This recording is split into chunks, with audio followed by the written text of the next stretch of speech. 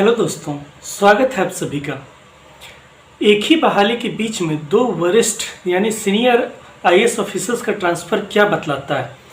क्या यह कहीं न कहीं सुधार प्रक्रिया जो चल रही है, शिक्षक नियोजन को लेकर सुधार प्रक्रिया को बाधित करने का प्रयास है? आज की वीडियो में हम लोग इसी बात पर चर्चा करेंगे। सबसे पहले हम लोग बात करेंगे कि जो एक सीनियर वरिष्ठ आईएएस ऑफिसर थे रंजीत कुमार सिंह, इनका ट्रांसफ़र छठे चरण की जब शिक्षक नियोजन की प्रक्रिया स्टार्ट हुई थी, प्रारंभ हुई थी, उसी समय कर दिया गया था। अगर आप लोग ठीक से याद करें तो ये स्टूडेंट फ्रेंडली आईएएस ऑफिसर थे जो कि शिक्षा विभाग में थे।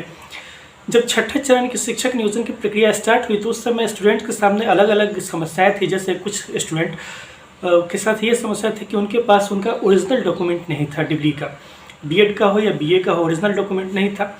इसके साथ साथ कुछ जो अन्य अभ्यर्थी थे, इनके साथ ये समस्या हो रही थी कि जो नियोजन इकाइयाँ थी, इन नियोजन इकाइयों में उनके साथ धांधली हो रहा था, भ्रष्टाचार की खबरें आ रही थी कि कम अंक वालों को बुलाकर उनका काउंसलिंग करवा दिया जा रहा था, अधिक अंक वालों को बुलाया नहीं जाता था।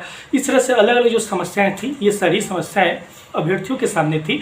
और आपको जान के हैरानी भी होगी, जो लोग अभी तक नहीं जान रहे हैं और नए जुड़ रहे हैं इस नियोजन प्रक्रिया से, उस बात को जान लें कि रंजीत कुमार सिंह की तरफ से ये सुविधा थी कि टेलीफोन लाइन ओपन था। अगर आपको पूरे बिहार से कोई भी समस्या हो रही है शिक्षक नियोजन को लेकर, तो आप उनको कॉल कर सकते थे, अपनी समस्या बता सकते थे और इस पर फौरन कार्रवाई होती थी। पटना से आदेश आता था, संबंधित नियोजन इकाई को अगर लेटर जारी करना होता था तो लेटर भी जारी होता था। एक अच्छी ट्रांसपेरेंसी की प्रक्रिया के साथ छठे चरण की शिक्षक नियोजन की प्रक्रिया चल रही थी।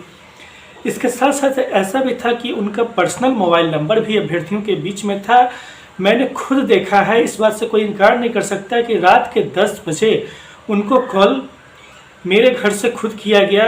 छठे चरण में जो दिसंबर सीटेट का मामला था, उस मामले को लेकर रात 10 बजे भी उन्होंने अभ्यर्थियों की बात सुनी है और इसको सुलझाने का प्रयास किया। और आप जान लीजिए कि 10 बजे रात में भी वे झुंझुला कर बात नहीं कर रहे थे। ऐसा नहीं कि हम वरिष्ठ आईएएस ऑफिसर हैं तो आपको डांट फटकार दे कि कॉल करने का ये कौन सा समय है। हमेशा अगर वो बिजी भी रहते, यहाँ तक कि अपने ऑफिस में भी रहते, मीटिंग में भी रहते थे, तो ये कहते थे कि अभी मीटिंग में है कि आप इतने बजे कॉल कीजिएगा तो आपकी बात हम सुनेंगे। एक अच्छे ईमानदार आईएएस ऑफिसर कम से कम छात्रों के लिए जो सहयोगी हैं, ऐसे ही होने चाहिए। जब इस तरह की प्रक्रिया उन्होंने चला दी कि जो धांधली की प्रक्रिया थी, इस पर पूरी तरह से रोक लग रही थी, तो इसी बीच में उनका ट्रांसफ़र कर दिया गया। उनका तबादला शिक्षा विभाग के प्राइमरी एजुकेशन डायरेक्टर से हटा के उनको पंचायती राज विभाग में भेज दिया गया। मजबूरन है, सरकार के नीचे है, जहाँ सरकार ट्रांसफ़र करे वहाँ तो जाना ही पड़ेगा। लेकिन आपको क्या लगता है कि यह ट्रांसफ़र क्यों किया गया होगा? अभ्यर्थियों की भलाई के लिए किया गया होगा, या फिर ये जो सुधार की प्रक्रिया चल रही थी कि भ्रष्टाचार न होवे?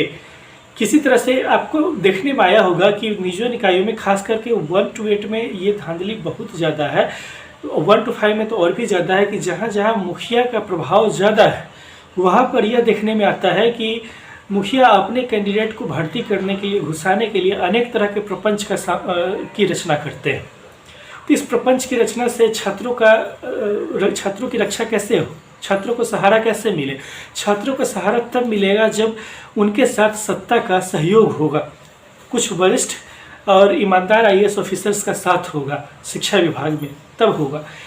रंजीत कुमार सिंह का सहयोग यहाँ तक आप देख लीजिए कि जब वे पंचायती राज विभाग में चले गए, फिर भी स्टूडेंट आज वीडियो रिकॉर्ड कर रहे हैं, 4 मई को रिकॉर्ड कर रहे हैं 2022 को, आज भी अभ्यर्थी एक पंचायती राज के आईएएस ऑफिसर को शिक्षा विभाग के से संबंधित 7वें चरण से लेकर संबंधित अपनी समस्याएं सुनाने के लिए जाते हैं, आज भी उनको कॉल करते हैं।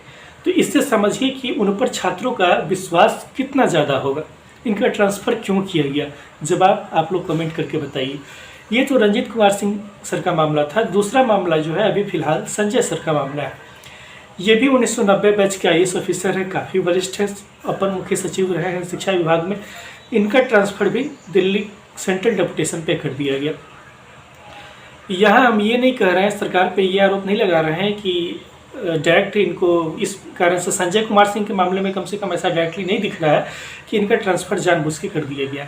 लेकिन हाँ, इनके ट्रांसफ़र से ऐसे समय में जब 7वें चरण की प्रक्रिया प्रारंभ होनी है, सुधारों के साथ प्रारंभ होनी है, ऐसे में इस प्रक्रिया को झटका लगना तय। आप पूछेंगे कि कैसे? इस बात को समझ लीजिए। जब संजय कुमार सिंह का तबादला हुआ है, इस समय शिक्षा विभाग में 7वें चरण को लेके रोस्टर जो है ये बनता। जो अलग अलग नियोजन इकाई हैं इनमें से जो रिक्तियां हैं इनकी गणना की जाती, रिक्तियां मंगवाई जाती। इसके साथ साथ जो अभ्यर्थियों की प्रमुख मांगे हैं कि 2021 दिसंबर या 2022 जनवरी तक की जो रिक्तियां हैं, इन रिक्तियों के साथ ही 7वां चरण प्रारंभ किया जाए। इसके साथ जो सबसे प्रमुख मुद्दा है जिसकी शुरुआत, जैसे रंजीत कुमार सिंह सर ने 6ठे चरण में इस बात की शुरुआत की थी कि धांधली न हो, ट्रांसपेरेंसी रहे। इसके लिए टेलीफोन लाइन की शुरुआत उन्होंने की थी ताकि बिहार से कहीं भी नियोजन इकाई में, काउंसलिंग में कहीं भी कोई धांधली हो, तुरंत आप कॉल कीजिए। पटना में टेलीफोन के सामने वो बैठे रहते थे, हमने खुद देखा। तो इसी तरह से संजय कुमार सिंह सर जो हैं, इनका जो एक बयान था, एक ट्वीट था जिसके साथ इन्होंने जाहिर किया था कि 7वें चरण की प्रक्रिया जो है सेंट्रलाइज्ड और ऑनलाइन तरीके से होगी। यह कितना महत्वपूर्ण है इसको आप इस बात से समझिए कि अगर सेंट्रलाइज्ड और ऑनलाइन आवेदन नहीं हो तो फिर से मुखिया के लिए भ्रष्टाचार का दरवाज़ा खुल जाएगा। इसको आप ऐसे समझिए कि ऑफलाइन आवेदन जब होता है तो वहाँ पे क्या होता है कि मुखिया के बीच में अपने अभ्यर्थियों को, चूँकि कलम की सहायता से सारा कुछ लिखा गया है, तो बीच में इधर से उधर अपने अभ्यर्थियों को घुसाना निकालना करना ज़्यादा संभव होता है। लेकिन अगर ऑनलाइन आवेदन हो तो आपको पता है, एक बार जो ऑनलाइन आवेदन हो गया तो डाटा एंट्री हो गई, उसमें फॉर्म नंबर, आपको एक application number, unique application number मिलेगा। इस एप्लीकेशन नंबर को मुखिया अपने कलम की सहायता से बदल नहीं सकते हैं क्योंकि ये कंप्यूटर में सेव हो जाएगा। सेंट्रलाइज्ड और ऑनलाइन कहने का यही मतलब है कि एक बार जब कंप्यूटर में सेव हो गया तो इसको कोई आदमी अपनी सहायता से, अपने मन से, अपने मन मुताबिक धांधली करके बदलाव नहीं कर सकता है। इससे अभ्यर्थियों को सुविधा होगी। एक तरफ तो भ्रष्टाचार पर लगाम लगेगा, दूसरा कि इनको दौड़ दौड़ के जो भाग के एक नियोजन इकाई से दूसरी नियोजन इकाई में जाकर अप्लाई करना होता था, आवेदन करना होता था, कितना पैसा खर्च होता था। एक एक अभ्यर्थी का 20,000 रुपये न्यूनतम से लेकर आप जितना अधिकतम चले जाए 40 हज़ार रुपये। आप पूछेंगे इतना पैसा कैसे खर्च हो जाता था? तो आवेदन फॉर्म जो था, इस फॉर्म को खरीदने में एक एक फॉर्म में 10-10 आपको तो मैट्रिक से लेकर ग्रेजुएशन तक का डॉक्यूमेंट लगाना पड़ता था। इसके बाद आने जाने में कि भाड़ा किराया, पेट्रोल का खर्चा, ये सारे खर्चे अगर आप मिला लेते तो ये सारे खर्च शामिल थे। लेकिन अगर ऑनलाइन आवेदन होता है तो आप घर बैठे या तो साइबर कैफ़े की सहायता से या अपने मोबाइल की सहायता से, अपने कंप्यूटर की सहायता से एक आवेदन फॉर्म दे के आप पूरे बिहार में आवेदन कर सकते हैं। तो ये सुविधा हुई या नहीं हुई, आपका पैसा बचेगा, आपका समय बचेगा और भ्रष्टाचार पे लगाम लगेगा। मुखिया अपने मन मुताबिक बीच में कैंडिडेट को घुसा नहीं सकते हैं क्योंकि आपको एक यूनिक रजिस्ट्रेशन आईडी मिलेगा, एक आपको यूनिक एप्लीकेशन नंबर मिलेगा। तो ये सुधार की प्रक्रिया जब चल रही थी 7वें चरण को लेकर, इसी बीच में संजय सर का ट्रांसफ़र हो गया। तो इससे क्या होगा? सेंट्रलाइज्ड आवेदन की जो मांग है अभ्यर्थियों की, इसको धक्का लग सकता है। हालांकि हम बता रहे हैं कि इस मांग को लेकर हम लोग इतने दृढ़ हम लोगों ने प्रतिज्ञा की है कि बिना इस सेंट्रलाइज्ड आवेदन की प्रक्रिया की, ऑनलाइन आवेदन की प्रक्रिया की 7वां चरण प्रारंभ नहीं हो, ये हमारी मांग हर हाल में है। और आप लोग को भी इस मांग से एक कदम भी पीछे नहीं हटना है, क्योंकि अगर आप एक कदम पीछे हटेंगे तो अभी हर रोज़ अखबार में खबर आती है कि इतने जगह से इतने फर्जी अभ्यर्थी पकड़े गए। ये फर्जी अभ्यर्थी कैसे पकड़े गए हैं? क्योंकि इनको बीच में घुसाया गया है, मेरिट की हत्या करके, आपके अंकों की हत्या करके इन जाली अभ्यर्थियों को घुसाया गया है। क्या आप फिर से चाहते हैं कि इन अभ्यर्थियों को बीच में घुसाया जाए? आपने बीएड की पढ़ाई जो की है, मेहनत से की, आपने सीटेट परीक्षा पास करने के लिए रात रात भर मेहनत की होगी, सेंटर पे गए होंगे, 6 घंटे आपने एग्ज़ाम दिया है, 5 घंटे आपने एग्जाम दिया, इसके बाद आपने सीटेट की परीक्षा पास की है। और आप क्या चाहते हैं कि ऐसे अभ्यर्थियों को घुसा दिया जाए जिन्होंने सीटेट की परीक्षा में 44 अंक लाया है और कंप्यूटर की सहायता से एडिट करके 44 अंक को 94 अंक बना देते हैं। ये रंजीत कुमार सिंह की बदौलत पकड़े गए थे, ये संजय कुमार की बदौलत पकड़े गए थे। आप क्या चाहते हैं कि इस पूरी प्रक्रिया को झटका लगे, बाधा लगे और इस पूरी प्रक्रिया में फिर से वही पुराना आदि मानव के समय का प्रोसेस आ जाए कि इस 21वीं सदी में 2022 में आप कलम से लिख के आवेदन कर रहे हैं? ऐसा नहीं लगता है कि किसी पिछड़े से पिछड़े राज्य में, हालांकि बिहार से अधिक और पिछड़ा राज्य कौन होगा, क्योंकि पूरे देश में अगर आप कोई भी पैमाना ले लें तो बिहार नीचे से प्रथम आता है। प्रथम या द्वितीय आता है। तो आप ये देख लीजिए कि किसी भी विभाग में, केंद्र सरकार में भी ऑफलाइन आवेदन अब नहीं होता है, नाम मात्र का। कहीं ऐसा होता होगा चतुर्थ वर्गीय कर्मचारी में होता होगा तो वहीं होता होगा, नहीं तो कहीं भी चतुर्थ वर्गीय कर्मचारी में भी नहीं होता है।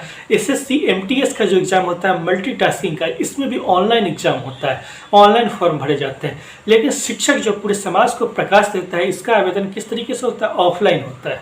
क्यों ऑफलाइन होता है? ताकि भ्रष्टाचार को बढ़ावा मिला रहे। ऐसा नहीं है। इस सुधार के लिए हम लोग को आवाज़ उठाना होगा। 7 मई से जो पटना में धरना प्रदर्शन का आयोजन हो रहा है, उसमें इस मांग को शामिल किया गया है। आप लोग भी, चाहे जो लोग नहीं जा सकते हैं, घर पे बैठे हैं, तो ट्वीट तो कर सकते हैं, कमेंट तो आप लोग कर सकते हैं। आप लोग ऐसा बिल्कुल मत समझिए कि आपके ट्वीट करने से या कमेंट करने से कुछ नहीं होता है। ये स्पष्ट रूप से जान लीजिए कि डिजिटल मीडिया का ज़माना है, सोशल मीडिया का ज़माना है। जो बड़े बड़े नेशनलाइज्ड चैनल हैं, न्यूज़ एजेंसी, उन पे आपकी आवाज़ नहीं जाएगी, वे आपकी खबर को नहीं चलाएंगे। आपकी खबर को हम जैसे छोटे यूट्यूबर्स ही चलाते हैं। सिर्फ हम नहीं, हमारे साथ साथ अन्य जो यूट्यूबर सहयोगी हैं, जो 7वें चरण की खबर को लेके खबर चलाते हैं, जब आप उनकी वीडियो को देखते हैं, उन पे कमेंट करते हैं, मांग उठाते हैं, ट्वीट करते हैं, फेसबुक पे कमेंट करते हैं, किसी एमपी एमएलए को टैग करते हैं, शिक्षा विभाग को टैग करते हैं, अपर मुख्य सचिव को टैग करते हैं, तो आपकी आवाज़ वहाँ पे पहुँचती है। मैंने देखा है कि हज़ारों की संख्या में एसएमएस किए जाते हैं अलग अलग जनप्रतिनिधियों को, विधायक को, जो लोग एमपी हैं आपके ज़िला के, उनसे छात्र मिलने जाते हैं। तो आपके जो मांग है ऊपर तक पहुंचती है। ऐसा बिल्कुल मत सोचिए कि आपके कमेंट, मेरे एक कमेंट करने से क्या हो जाएगा। बूंद बूंद से घड़ा बढ़ता है, इस बात को आप समझिए। तो आज की वीडियो में इतना ही। इस मांग से हम लोग को पीछे नहीं हटना है, इस मांग को हम लोग बराबर बनाए रखेंगे। आपके साथ हम लोग भी बिल्कुल खड़े हैं कि 7वें चरण में जो ऑनलाइन आवेदन और सेंट्रलाइज्ड आवेदन की प्रक्रिया है, इससे हम लोग एक कदम भी पीछे नहीं हटेंगे। ऑनलाइन आवेदन के साथ ही 7वें चरण का नोटिफिकेशन जारी होना चाहिए, ये हम अभ्यर्थियों की मांग है। इससे पीछे हम लोग को नहीं हटना है। अगर आप लोग को हमारा वीडियो पसंद आया हो तो हमारे चैनल को सब्सक्राइब करके सहयोग दें 7वें चरण के नोटिफिकेशन को निकलवाने में। और आज की वीडियो में इतना ही। इस वीडियो को अधिक से अधिक लोगों तक शेयर करें ताकि ये जो मांग है इसको अधिक से अधिक लोगों का सहारा मिले। फिर आपसे मुलाकात होगी नेक्स्ट वीडियो में, तब तक के लिए धन्यवाद। Thank you.